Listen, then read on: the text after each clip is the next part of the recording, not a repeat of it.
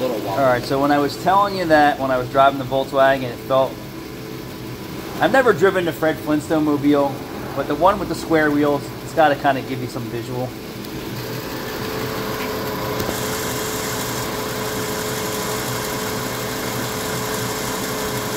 This is horrible. So that's the right front wheel.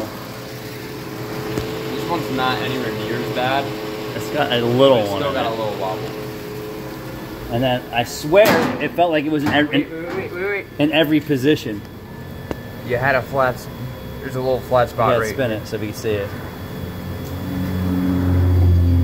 Yep, that one's bent too.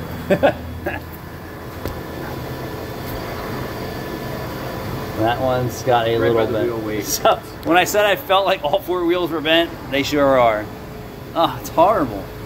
I guess some people just don't realize what a quality ride is.